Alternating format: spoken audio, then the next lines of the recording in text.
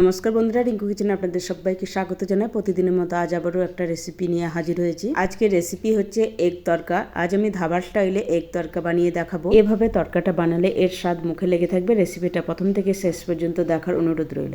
তরকা বানানোর জন্য প্রথমে নিয়ে নিয়েছি 1 কাপ মতো গোটা মুগ ডাল। তার সাথে নিয়ে নিয়েছি 1/4 কাপ ছোলার ডাল। মুগ ডাল আর ছোলার ডালটা আমি 4 ঘন্টার জন্য জলে ভিজিয়ে রেখেছিলাম। আপনারা চাইলে ওভারনাইটের জন্য ভিজিয়ে রেখে দিতে পারেন। এবার ডালটাকে সেদ্ধ করতে দিব। তার জন্য ডালের জলটা ফেলে দিই, ডালটা ভালোভাবে ধুয়ে নিলাম। একটা প্রেসার কুকারের মধ্যে ডালটা নিয়ে নিলাম। এবার দিয়ে দিচ্ছি 1 গ্লাস মতো জল।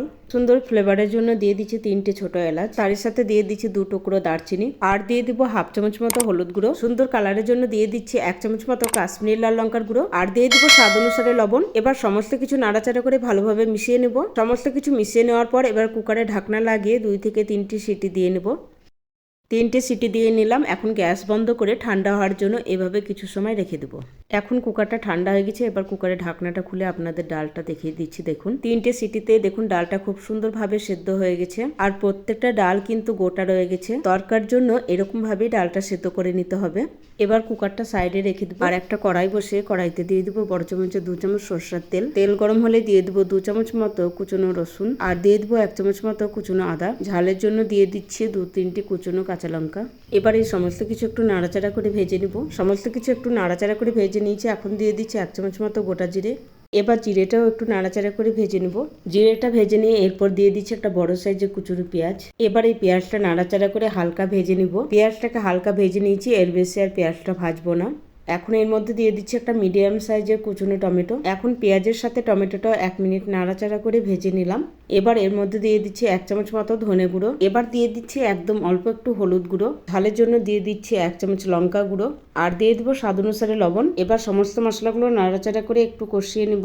মশলাগুলো নাড়াচাড়া করে কষিয়ে নিয়েছি। এখন এর মধ্যে দিয়ে দিচ্ছি আগে থেকে ভেঙে রাখা 2টো ডিম। তবে আপনারা চাইলে ডিমের পরিমাণটা বাড়িয়ে দিতে পারেন। এবার অনবরত নাড়াচাড়া করে মশলার সাথে ডিম দুটো ভালোভাবে মিশিয়ে একটু ভেজে নিতে হবে। ডিমটা মশলার সাথে নাড়াচাড়া করে ভেজে নিয়েছি। এখন এর মধ্যে দিয়ে দিচ্ছি আগে থেকে সেদ্ধ করে রাখা মুগ আর ছোলাটা। এবার ভালোভাবে নাড়াচাড়া করে মিশিয়ে নিতে হবে।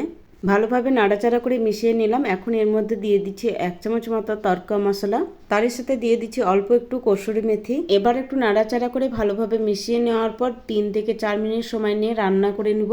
4 মিনিট সময় নিয়ে রান্না করে নিয়েছি। এখন একটা হাতা দিয়ে এভাবে একটু ম্যাশ করে দিচ্ছি। খুব একটা ম্যাশ করার প্রয়োজন নেই, হালকা এভাবে একটু ম্যাশ করে দিলেই হবে। এখন দেখুন রেসিপিটা পুরোপুরি তৈরি হয়ে গেছে। দেখতে কতটা লোভনীয় লাগছে।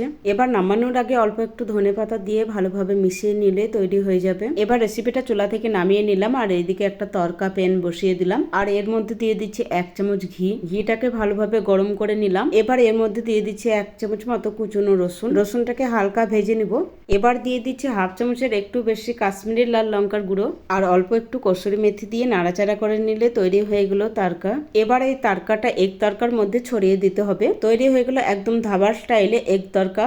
এটা দেখতে যতটা লোভনীয় হয়, খেতেও হয় দুর্দান্ত। যদি এভাবে তরকাটা না বানিয়ে থাকেন, একবার হলে বানিয়ে দেখবেন। আশা করছি আপনাদের ভীষণই ভালো লাগবে। এবার এগ তরকাটা একটা প্লেটে 1 চামচ বাটার দিয়ে পরিবেশন করে দিলাম। এভাবে তরকাটা বানিয়ে গরম গরম রুটির সাথে খেতে অসাধারণ লাগে। আজকে রেসিপিটা আপনাদের কেমন লেগেছে অবশ্যই কমেন্ট করে জানাবেন। রেসিপিটা ভালো লাগলে লাইক, শেয়ার, সাবস্ক্রাইব করে আমার পাশে থাকার অনুরোধ রইল। আজ এই পর্যন্ত, দেখা হবে আবার নতুন কোনো রেসিপির সাথে। ততক্ষণ ভালো থাকবেন, সুস্থ থাকবেন।